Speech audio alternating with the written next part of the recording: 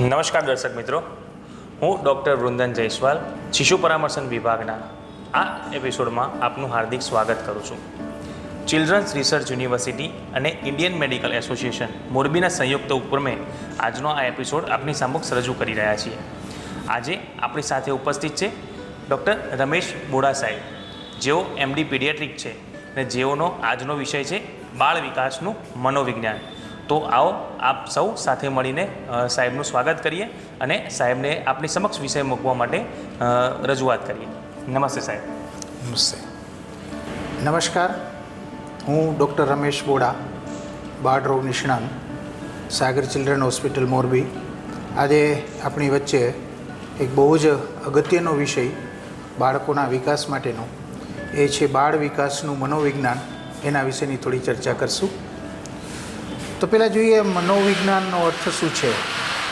મન અને વિજ્ઞાન એટલે કે માનસિક પ્રક્રિયાઓનું અધ્યયન, વર્તન અને અનુભૂતિઓનું વૈજ્ઞાનિક અધ્યયન. આ મનોવિજ્ઞાન જ્યારે આપણે બાળકના વિકાસના સંદર્ભમાં જોઈએ છીએ ત્યારે એને આપણે કહીએ છીએ એ બાળકનું વિકાસનું મનોવિજ્ઞાન. તો આ બાળ વિકાસ છે એ સતત થતી પ્રક્રિયા છે. જન્મથી શરૂ થઈ અને બાળક પુખ્ત વય સુધી પહોંચે છે ત્યાં સુધીમાં એનામાં ઘણા બધા ફેરફારો થઈ અને એક શૂન્યમાંથી પુખ્ત વયના વ્યક્તિ તરીકેનું આખું પોતાનું અસ્તિત્વ ઊભું કરે છે. આ એક સતત થતી પ્રક્રિયા છે અને બાળકનો વિકાસ પડે પડે થઈ રહ્યો છે. આ વિકાસ છે એ વિકાસમાં મહત્ત્વના જે ફાળાઓ છે અથવા મહત્ત્વની બાબતો જે છે એ વિશે આપણે જોઈએ તો મુખ્યત્વે આના જે ક્ષેત્રો છે એ મુખ્ય ક્ષેત્રો છે. શારીરિક વિકાસ, શરીરમાં વિકાસ થઈ રહ્યો છે. બીજો એનો માનસિક વિકાસ થઈ રહ્યો છે એટલે કે જ્ઞાનાત્મક વિકાસ થઈ રહ્યો છે, મેન્ટલ ડેવલપમેન્ટ. ત્યાર પછી એનો સોશિયલ ડેવલપમેન્ટ થઈ રહ્યું છે, લેંગ્વેજ ડેવલપમેન્ટ થઈ રહ્યું છે. તો આ ભાષાકીય અને સોશિયલનો વિકાસ થઈ રહ્યો છે. એની ભાવનાઓ, બીજાને પોતાની ભાવના સમજી શકે, બીજાની ભાવનાઓને સમજી શકે, પોતાની ભાવનાઓ વ્યક્ત કરી શકે. આ બધી બાબતોમાં બાળકનો સતત વિકાસ થઈ રહ્યો છે. એનાથી વધારે કહીએ તો આધ્યાત્મિકમાં પણ તેનો વિકાસ થઈ રહ્યો છે. પોતે શું છે, સેલ્ફ રિયલાઇઝેશન, સેલ્ફ એસ્ટીમ, આ બધું એનામાં વિકાસ થઈ રહ્યો છે. તો મુખ્યત્વે આ 5 પાસા છે: શારીરિક, જ્ઞાનાત્મક એટલે કે માનસિક, ભાષાકીય, ભાવનાત્મક અને સામાજિક વિકાસ. તો આ 5 પાસાઓ જે મુખ્યત્વે એના વિકાસના છે એ વિકાસના સંદર્ભમાં આપણે હવે મનોવિજ્ઞાન કઈ રીતે કામ કરે છે એ વિશે થોડી વાત કરીએ. તો આ બાળકોનું જે આ મનોવિજ્ઞાન છે, સાયકોલોજી છે, એમાં ઘણા બધા સાયકોલોજીસ્ટે પોતાનો ફાળો આપ્યો છે. એમાં જોઈએ તો એક જીન પીજેટ, જેમને જ્ઞાનાત્મક વિકાસ, એરિક્સન જેને માનસિક સામાજિક તબક્કાઓ, ત્યાર પછી સિગમન્ડ ફ્રોઈડ જેને મનોવૈજ્ઞાનિક તબક્કાઓ, અને છેલ્લે અત્યારે આપણે ગ્લેન ડોમેનનું કદાચ તમે બધાએ નામ સાંભળ્યું હશે. તો એને ઓવરઓલ ચાઇલ્ડ ડેવલપમેન્ટમાં ઘણું બધું ફાળો આપેલો છે. અને આ બધા વૈજ્ઞાનિકોએ જે બાળકોનો વિકાસ થઈ રહ્યો છે એ વિકાસ કઈ રીતે સરસ રીતે થઈ શકે, એના પાયામાં કયું મનોવિજ્ઞાન પડેલું છે વગેરે વિશે ચર્ચાઓ કરી છે અને ખૂબ અગત્યનો ફાળો આપ્યો છે. હવે આપણે આ વિશે થોડી તબક્કાવાર વાત કરીએ. તો જે આપણે ક્ષેત્રો જોયા, શારીરિક વિકાસ, જન્મ કન્સેપ્શન થાય ત્યારે એક સિંગલ સેલ એમાંથી એડલ્ટ થાય ત્યાં સુધીમાં ઘણો બધો શરીરનો વિકાસ થાય છે. શારીરિક વિકાસ એ ખૂબ અગત્યનું એટલા માટે છે કે શારીરિક વિકાસ સાથે સાથે એનો માનસિક વિકાસ પણ થાય છે. શારીરિક વિકાસ એટલે કે શારીરિક તંદુરસ્તી જેટલી સારી હોય એટલું, એટલે કે healthy mind remains in the healthy body. શરીર સારું હોય તો બાકીનું બધું પણ એનું સરસ રીતે ડેવલપ થવાના ચાન્સીસ છે. તો આ શરીરનો વિકાસ થાય એ ખૂબ જ અગત્યનું છે. તો શારીરિક વિકાસ માટે એનું ખોરાક, ન્યુટ્રિશન, એક્સરસાઇઝ, હેલ્ધી લાઈફસ્ટાઈલ વગેરે, અને બીજું અત્યારના સમય પ્રમાણે આટલી બધી બીમારીઓ આવે છે એ બીમારીઓ સામેના રક્ષણ માટેના જે પ્રયત્નો છે, જેમ કે રસીકરણ વગેરેથી આપણે શરીરને સ્વસ્થ રાખી શકીએ છીએ. અને આ શારીરિક સ્વાસ્થ્ય જો સારું હોય તો માનસિક વિકાસ પણ સારું થાય અને બાળકનો વિકાસ સારી રીતે થાય. આ શારીરિક વિકાસ, ત્યાર પછી માનસિક વિકાસ એટલે કે મેન્ટલ ડેવલપમેન્ટ. મેન્ટલ ડેવલપમેન્ટ બહુ જ એક આપણે જેને બાળકોને પોતાને જે બાળકોને ઇન્ટેલિજન્ટ બનાવવા છે તો એને પોતાનો માનસિક વિકાસ કઈ રીતે કરવો એના માટેની પ્રેરણા છે એ માતા પિતા, શિક્ષકો વગેરે પાસેથી મળે છે. જન્મ વખતે બાળકનું મન હોતું નથી, એકદમ કોરી પાટી છે. આ કોરી પાટીમાં અંકિત કરેલું જે કંઈ છે એ સમાજનું, માતા પિતાએ, શિક્ષકોએ આપેલું બધું છે. તો આ માનસિક ડેવલપમેન્ટ કઈ રીતે થાય છે એ થોડું વિગતવાર આપણે હવે હમણાં પછી જોઈએ. ત્યાર પહેલાં એના બીજા જે પાસાઓ છે એટલે કે સામાજિક વિકાસ. સમાજમાં હળીમળીને રહે, બીજાને મદદરૂપ થાય, શેરિંગની ભાવના હોય, સમાજ ઉપયોગી કાર્યો કરે, એ પણ એટલું જ અગત્યનું છે કે જેટલું એનું મેન્ટલ ડેવલપમેન્ટ છે. કારણ કે બુદ્ધિ સારી હોય, ઇન્ટેલિજન્સ સારું હોય, છતાં પણ એ જો કાંઈ સમાજમાં પ્રદાન ન કરી શકે, સામાજિક રીતે ઉપયોગી ન થઈ શકે તો એ ઇન્ટેલિજન્સનો કાંઈ સમાજને ઉપયોગ નથી. એટલે કે સામાજિક વિકાસ, બાળકો માટે સામાજિક વિકાસ એટલે શું? બાળકો માટે સામાજિક વિકાસ એટલે શિસ્તમાં રહેવું, જે સમયે જે જરૂરી છે એ કરવું. આને આપણે સામાન્ય શબ્દોમાં શિસ્ત કહીએ છીએ. તો શિસ્તનું સિંચન કઈ રીતે થાય કે જેથી મોટા થઈ અને આ શિસ્ત પાલન બરાબર કરી અને સમાજ ઉપયોગી કાર્યો કરી શકે, સમાજમાં રહી શકે. તો એનો સામાજિક વિકાસ પણ એટલો જ બધો જરૂરી છે. જો સામાજિક રીતે ડેવલપ નહીં હોય તો એન્ટી સોશિયલ એક્ટિવિટી, સમાજમાં ન જોતી પ્રવૃત્તિઓ, આવામાં બાળક વહી જાય. તો આ પણ એક અગત્યનું પાસું છે વિકાસ માટેનું. તો એ છે સામાજિક વિકાસ. ત્યાર પછી ભાવનાત્મક વિકાસ જોઈએ, ઇમોશનલ ઇન્ટેલિજન્સ.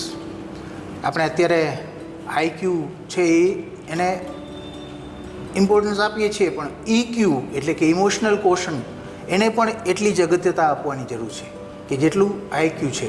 એટલે અત્યારે તો ઇન્ટરવ્યૂમાં પણ એસેસમેન્ટ થતા હોય છે ને એમાં જોવે છે કે આની આઈક્યુ તો બરાબર છે, પણ ઇક્યુનું શું છે? ઇક્યુ શું છે?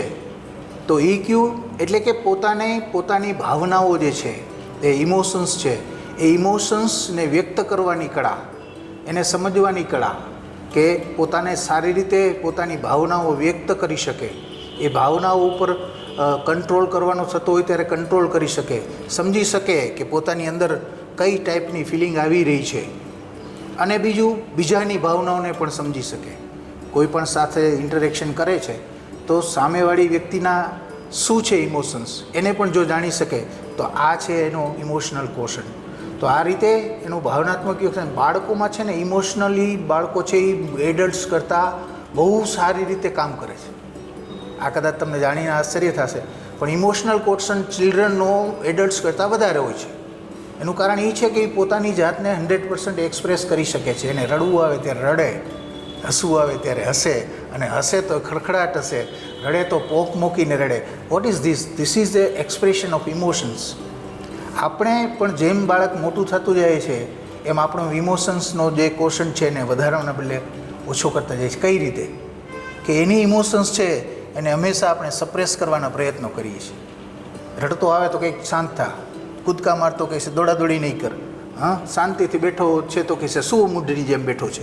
એટલે કે પોતાના જે કાંઈ ફિલિંગ્સ છે, પોતાનું એક્સપ્રેશન છે, એ એક્સપ્રેશન જ્યારે બાળક વ્યક્ત કરે છે ત્યારે માતા પિતા, સમાજ એને સપ્રેસ કરવાના પ્રયત્નો કરે છે.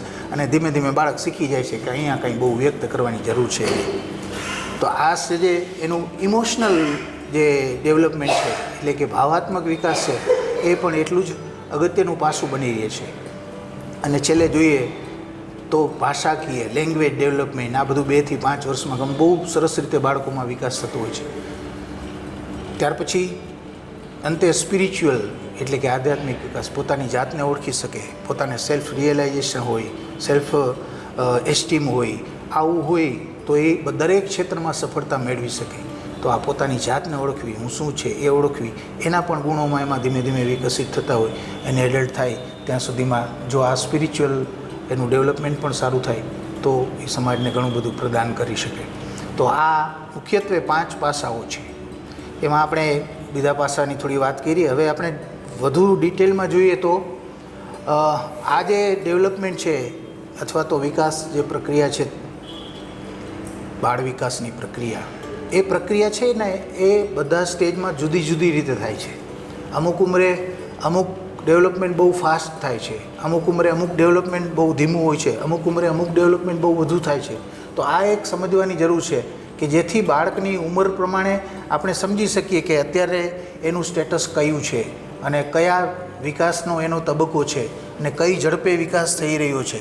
તો આ બધું એની આપણે સાયકોલોજી જાણીએ એને સમજીએ તો આમાં આપણે યોગદાન આપી શકીએ. તો આ તબક્કાઓ જોઈએ તો પહેલાં છે ને ફર્સ્ટ 2 યર, પહેલાં 2 વર્ષ છે એ બાળકના ડેવલપમેન્ટમાં અને મેન્ટલ ડેવલપમાં બહુ ક્રુશિયલ છે. કારણ કે આ તબક્કામાં મેન્ટલ ડેવલપમેન્ટ બહુ જ ઝડપથી થાય છે. બાળકનું બ્રેઇનનું ડેવલપમેન્ટ આપણે જોઈએ તો મગજનો વિકાસ તો એ છે નાની ઉંમરમાં થાય છે. કન્સેપ્શન વખતે એનું 0 બ્રેઇન હોય, સેલ્સ જ હોય. એમાંથી જન્મ થાય ત્યારે આપણે એનો હેડ સર્કમ્ફરન્સમાં આપીએ તો હેડ સર્કમ્ફરન્સનો મતલબ શું છે કે અંદર બ્રેઇનની સાઇઝ. તો આ હેડ સર્કમ્ફરન્સ છે એ જન્મ વખતે 35 સેન્ટીમીટર હોય, એટલે બર્થ થાય ત્યારે એનું 35 સેન્ટીમીટર હેડ સર્કમ્ફરન્સ હોય. તો શું થયું, એનું બ્રેઇન છે એ 35 સેન્ટીમીટર જેટલું ડેવલપ થયું 0માંથી. તો પહેલાં 2 વર્ષમાં મગજનો વિકાસ 35 સેન્ટીમીટરનો ઘેરાવો બતાવે છે હેડ સર્કમ્ફરન્સ. એનો મતલબ કે આવડું મોટું એનું મગજ થઈ ગયું જન્મ વખતે જ. અને પછી 2 વર્ષનું જ્યારે થાય ત્યારે તમે જો એનો હેડ સર્કમ્ફરન્સમાં આપો તો એ ફક્ત 50 સેન્ટીમીટર હોય, એટલે કે 35માંથી 50 સેન્ટીમીટર. અને પછી 2 વર્ષથી પછી 20 વર્ષનું થાય ત્યારે હેડ સર્કમ્ફરન્સમાં માપો તો એ ફક્ત 55-60 સેન્ટીમીટરનું. તો શું થયું કે પહેલાં જે 2 વર્ષથી 20 વર્ષમાં 18 વર્ષમાં જેટલું એનું બ્રેઇનનું ડેવલપમેન્ટ થાય છે ને એનું તો 10 ગણું બ્રેઇનનું ડેવલપમેન્ટ તો પહેલાં 2 વર્ષમાં થઈ ગયું. તો આ ડેવલપમેન્ટની પ્રક્રિયા છે એ બાળકોમાં એકદમ ફાસ્ટ હોય છે અને ઝડપથી હોય છે. એના બ્રેઇનની કેપેસિટીની દ્રષ્ટિએ જોઈએ ને તો 4 વર્ષનું બાળકની બ્રેઇનની કેપેસિટી છે એ એડલ્ટ બ્રેઇનની 40% કેપેસિટી હેઝ બીન અટેન્ડ. અને પછી 4 થી 8 વર્ષનું થાય ત્યાં સુધીમાં બીજી 30%. એટલે કે બાળક જ્યારે 8 વર્ષનું થાય ત્યારે એના બ્રેઇનની કેપેસિટી એડલ્ટ્સના બ્રેઇનની 70% કેપેસિટી થઈ ગઈ. આપણે 5, 6, 7 વર્ષના બાળકને એમ સમજીએ કે આને શું ખબર પડે, એવું નથી. આપણે જેટલું અન્ડરસ્ટેન્ડિંગ છે, આપણી જેટલી બ્રેઇનની કેપેસિટી છે, આપણે જેટલું વિચારી શકીએ છીએ એનું 80% તો 8 વર્ષનું બાળક વિચારી શકે છે. તો આ પહેલો જે ગાળો છે, પહેલાં 2-5 વર્ષનો ગાળો, એ બાળકના વિકાસમાં ક્રુશિયલ છે. આ સમયે ઝડપી વિકાસ થાય છે અને એ સમય દરમિયાન જો એને સ્ટિમ્યુલસ આપવામાં આવે, એ દરમિયાન એના બ્રેઇનની એક્ટિવિટી વધારવામાં આવે, એને વધુમાં વધુ ઇનપુટ આપવામાં આવે તો એ બ્રેઇનનું ડેવલપમેન્ટ છે એ ગજબની રીતે થાય છે. હવે સાયન્ટિફિકલી આપણે જોઈએ તો જન્મ વખતે બાળકના સેલ્સ, ન્યુરોન્સ, આપણે બ્રેઇનના સેલ છે ને એ પહેલો ગર્ભથી શરૂ કરી અને જન્મ થાય ત્યાં સુધીમાં 2.5 lakhs neurons is been added every minute. અને 1000 to 10,000 સાયનેપ્સિસ બનવા માંડે. તો આ બધી પ્રક્રિયા છે એ જે ગર્ભમાં બાળક છે ત્યારે બહુ જ ઝડપથી થાય છે. અને જ્યારે એના ન્યુરોન્સ એડ થતા હોય અને ન્યુરોન્સનું ડેવલપમેન્ટ જ્યારે થતું હોય ત્યારે જો આ ડેવલપમેન્ટને કંઈ પણ એમાં હિડરન્સ આવે અથવા એને અટકાવવામાં આવે તો અટકાવવામાં ઘણા બધા આપણે એન્વાયરમેન્ટલ ફેક્ટર છે કે માતા શું વિચારે છે, માતાની ઇમોશન્સ કેવી છે, ક્રોધમાં આવી જાય, ગુસ્સો કરે, સ્ટ્રેસમાં હોય, ટેન્શનમાં હોય, તો that holds that development of brain. તો ગર્ભમાં પણ જ્યારે બાળક છે ત્યારે એના મગજના સેલ છે એ આટલા બધા ઝડપથી વકે છે અને એ સમયે જો એના બ્રેન્સના જે ડિવિઝન્સ થાય છે, સેલ્સનો, ન્યુરોન્સનું એડિંગ થાય છે, આ એડિંગમાં પણ ધ્યાન આપવામાં આવે અને એને મિનિમમ આપણે હેડરન્સ આપીએ તો એ બહુ ખૂબ જ ઝડપથી અને સારી ગતિએ થાય. અને બ્રેઇનનું ડેવલપમેન્ટ છે ને એ પહેલાં 2 વર્ષમાં જ કેમ વધારે છે કે સેલ્સ તો છે જ જન્મ વખતે, અને બ્રેઇન છે ને એ એક આપણા બોડીનું એવું ઓર્ગન છે કે at birth time maximum 6 month સુધીમાં એનામાં જેટલા ન્યુરોન્સ આવી ગયા એટલા આવી ગયા. Then remaining whole life not a single neuron is added. એટલે આ જો cells, number of cells neurons જો જન્મ વખતે જ અને 6 વખતે જો એનામાં મેક્સિમમ હોય તો એની આખી જિંદગીમાં એને એ ફાયદો કરે. અને આ જે સેલ્સનું ડિવિઝન થાય છે એના ઉપરાંત એના સાયનેપ્સિસ પણ બને છે. અને આપણે જ એમ લાગે કે બ્રેનમાં સેલ્સ બધા આવી ગયા છતાં પણ અમુક ફંક્શન કેમ નથી આવતા, પણ એના ફંક્શન નથી આવતા એનું કારણ એના સાયનેપ્સિસ છે. તો આ ન્યુરોન્સ છે એ બધાના એકબીજા સાથે સાયનેપ્સિસ બનાવી અને બ્રેઇનના ફંક્શનમાં ઓર્ગેનાઇઝ કરે છે. તો આ સાયનેપ્સિસ પણ જન્મથી શરૂ કરી અને શરૂ થાય છે અને 6 વર્ષમાં ઘણું બધું એનું સાયનેપ્સિસ કનેક્શન થઈ જાય છે. અને મેક્સિમમ આ સાયનેપ્સ કનેક્શન છે એ 2 વર્ષનું થઈ જાય, ત્યાં કમ્પ્લીટ થઈ જાય. એટલે આ 2 વર્ષ સુધીમાં જેટલું એને સ્ટિમ્યુલસ મળે અને જેટલા એને તમે સ્ટિમ્યુલેટ કરો એ સેલ્સને, એટલો એના સાયનેપ્સ ફોર્મેશન વધુ થાય અને એ બ્રેઇનની એક્ટિવિટી છે એ આખી જિંદગી સુધી વધારે રહે. તો આ ફંડામેન્ટલ એના બ્રેઇનનું ડેવલપમેન્ટની વાત આપણે જોઈએ. હવે એક અગત્યનું પાસું જોઈએ એના કે જે ચાઇલ્ડના બ્રેઇનનું ડેવલપમેન્ટ થાય છે એમાં કયા કયા ફંક્શન કેવી રીતે થાય છે. તો પહેલું જે છે એ આપણે જોઈએ સેન્સરી ન્યુરોનલ ડેવલપમેન્ટ, એટલે કે જોવે ને સાંભળે ને સમજે ને આ બધું છે ને એ પહેલાં 1 વર્ષની અંદર લગભગ પૂર્ણ થઈ જાય છે, મેક્સિમમ હોય. ત્યાર પછી એની આ કેપેસિટી છે એ બહુ ડેવલપ થતી નથી. બીજું રિસેપ્શન, લેંગ્વેજ અને સ્પીચ આ જે છે એ મેક્સિમમ 1-1.5 વર્ષનું થાય ત્યાં સુધીમાં સાયનેપ્સ ફોર્મેશન થઈ ગયા છે.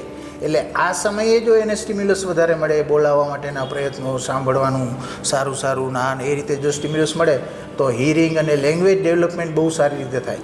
અને પછી 3-4 વર્ષનું થાય ને ત્યાં તો એને સાયનેપ્સની ફોર્મેશનની પ્રોસેસ સાવ ધીમી થઈ ગઈ હોય, એટલે બધું કમ્પ્લીટ થઈ ગયું હોય. ત્યાર પછી જે હાયર કોગ્નિટિવ ફંક્શન્સ, આપણે જે દેખીતી બુદ્ધિશક્તિ જે દેખાય છે, આ કોગ્નિટિવ ફંક્શન પણ મેક્સિમમ છે એ 2-3 વર્ષનું થાય ત્યાં સુધી આ કોગ્નિટિવ ફંક્શન્સના સાયનેપ્સ છે એ કમ્પ્લીટ થઈ ગયા હોય છે.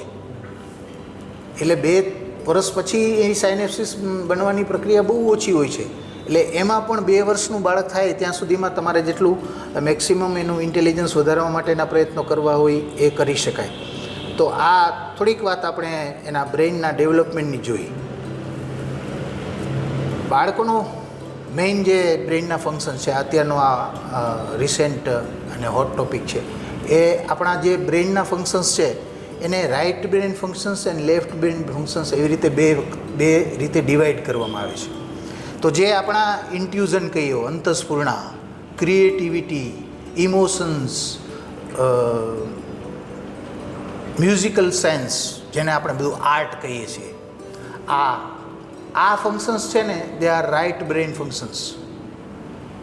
And logic, calculation, reasoning, thinking, step by step thinking, એટલે કે જેને આપણે તર્ક બુદ્ધિ કહીએ છીએ, આ છે એ બધા લેફ્ટ બ્રેઇન ફંક્શન્સ છે. એટલે right brain functions are related to art and left brain functions are related to logic.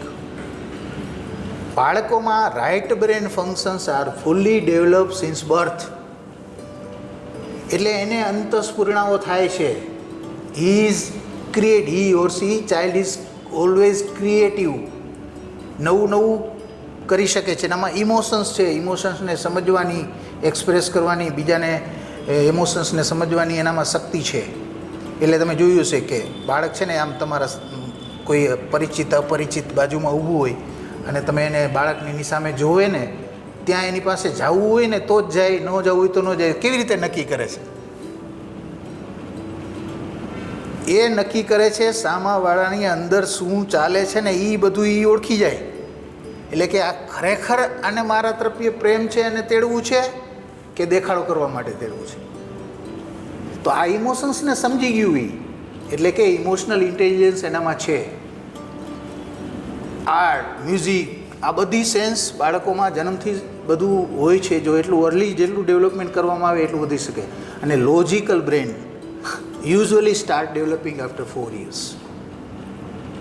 એટલે એની તર્ક બુદ્ધિ છે ને એ પ્રશ્નો ને આમ કેમ ને આવું કેમ ને આ એ બધું જનરલી આપણે મોટા જેમ બાળકો થાય ને એમાં જોવા મળે. નાના બાળકો એકદમ આપણે એમ લાગે વાહ આ તો ભોળા કેવા સરસ છે, પણ જેમ 5, 6, 7 વર્ષના થાય ને કેમ તે કાટ થતો જાય. તો એ શું છે? હવે લોજિકલ બ્રેન એનું ડેવલપ થાય છે એટલે તમને પ્રશ્નો પૂછશે, શું કામ, કેમ, કેવી રીતે? તો આ મેઇન જે right and left brain functions છે એ આ રીતે કામ કરે છે બાળકોમાં. ગ્રાસ્પિંગ પાવર ઇઝ મોર, જેટલું બાળક નાનું એટલો એનો ગ્રાસ્પિંગ પાવર વધારે. આ આપણા અન્ડરસ્ટેન્ડિંગથી કદાચ બહાર છે, કારણ કે ગ્રાસ્પિંગ પાવર છે એ શેના ઉપર આધાર છે કે અંદર તમારો કેટલી કોરી પાટી છે એના ઉપર.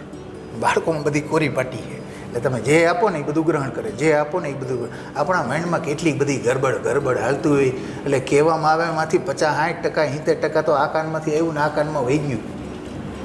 તો એમાં ક્યાં ગ્રાસ્પ થાય? અંદર રીએ ક્યાં?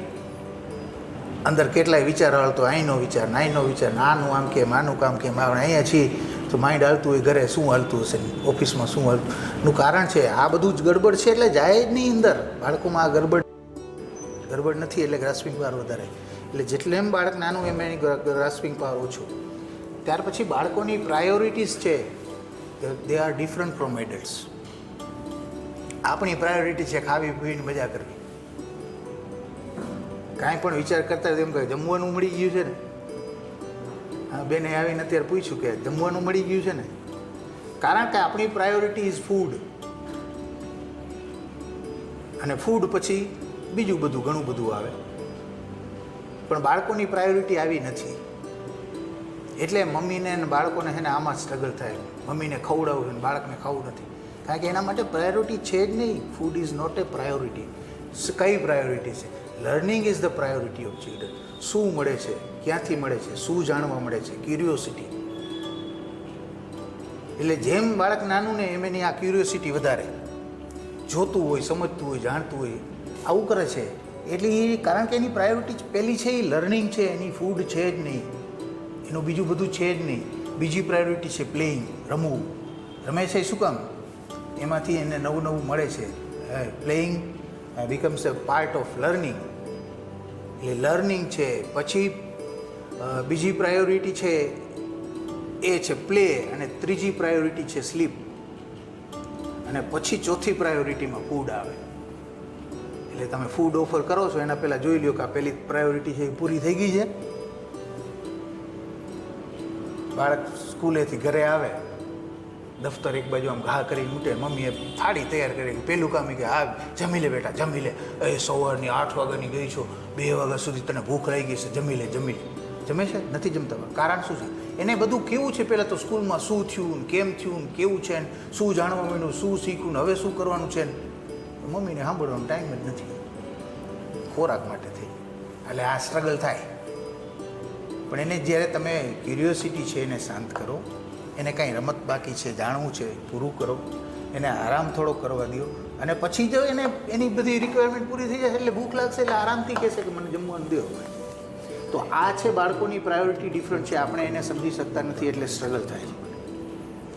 એટલે બાળકોને આ આપણો જે વિકાસ છે, ડેવલપમેન્ટ કરવું છે, એના માટે 3 રિક્વાયરમેન્ટ છે. Only 3 requirements are there for child is love, care and guidance.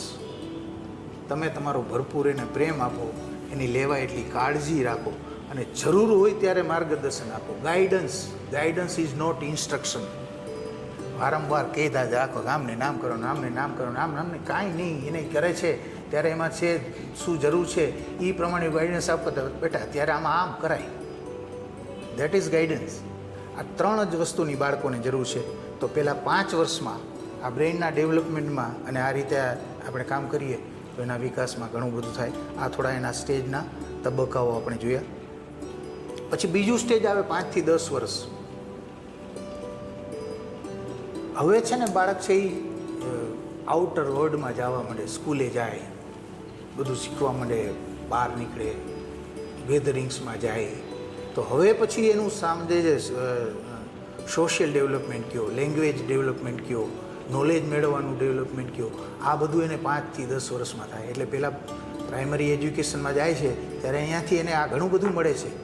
સમાજમાં ઉપયોગી બધું એજ્યુકેશન છે એ બધું તને એ મેળવવા માટે જાય છે. આ બધું એને 5 થી 10 વર્ષમાં કામ ઇન્ટરેક્શન આવે છે. તો આ સમયે એનામાં શિસ્ત આવે એ અગત્યનું છે. મેં કીધું ને સોશિયલ ડેવલપમેન્ટ. જો શિસ્ત છે એ સેલ્ફ ડિસિપ્લિન હોય, પોતાની જાતે એમ કરવા માગતું હોય ત્યારે એ સાચી ડિસિપ્લિન કહેવાય. એને તમે ખીજાઈને ધમકાવીને લાલચ આપીને આન કરી એને તમારે જોઈતું હોય કરાવો એ પરમેનન્ટ શિસ્ત રહે નહીં. એના બદલે એવું વાતાવરણ ઊભું કરો કે પોતે એના માટે તૈયાર થાય. જ્યારે આ સેલ્ફ ડિસિપ્લિન ડેવલપ થાય ત્યારે એનું લર્નિંગ બહુ સારી રીતે થાય. આ બધું સારી રીતે ગ્રહણ કરી શકે. જ્યારે જે રીતે વર્તન કરવું એમ વર્તન કરી શકે. અને આ ગાળો જે છે પહેલાં 2 થી 10 વર્ષનો આ છે એ એનામાં સંસ્કારના સિંચન કરવાનો સમય છે. આ સમયે what are the life values, જિંદગી જીવવા માટેના મૂલ્યો શું છે એની સમજણ માતા પિતા આ સમયમાં એને આપી શકે. અને આ છે એ કઈ રીતે થાય તો એ કે રોલ મોડલથી, શિખામણ આપવાથી બાળકો શીખે નહીં, તમારા ઇન્સ્ટ્રક્શનથી બાળકો શીખે નહીં. એ શીખે છે કઈ રીતે? બીજાને જોવે છે, એનું વર્તન જોવે છે, એ જાણે છે એમાંથી આવું થાય એ સમજે છે અને પોતે પછી એમ કરે. આ રીતે બાળકો શીખે છે. એટલે તમે એના આદર્શ ઉદાહરણ બનો. તમે બાળક પાસે જે અપેક્ષા રાખતા હોય એવા તમે છો કે નહીં જુઓ. જો આ સિસ્ટમ તમારામાં ડેવલપ થયેલી હોય અને તમારામાં આ બધી વેલ્યુઝ અને સંસ્કારો હોય તો બાળકોમાં એ સંસ્કારો ઓટોમેટિક આવે. અને રોલ મોડલ સિવાય સંસ્કારોનું સિંચન કરવાનો બીજો કોઈ ઉપાય નથી. કારણ કે બાળક શીખે છે ક્યાં? પેલા 5 વર્ષ છે એ તો મમ્મી પપ્પા પાસે ઘરમાં કુટુંબમાં જ છે, બીજે ક્યાં જાય છે? અને આ સમયમાં લગભગ મેં કીધું ને 5-6 વર્ષનું થાય ત્યાં સુધીમાં બધું પૂરું થઈ ગયું એનું ડેવલપમેન્ટને ગ્રાસ્પિંગને આ થઈ. એટલે એ ત્યાં સુધીમાં એનામાં સંસ્કારો બધા આવી ગયા. અને આ સમયે માતા પિતા સામાન્ય રીતે પહેલાં 5-6 વર્ષ છે એના ડેવલપમેન્ટમાં ગુમાવે છે.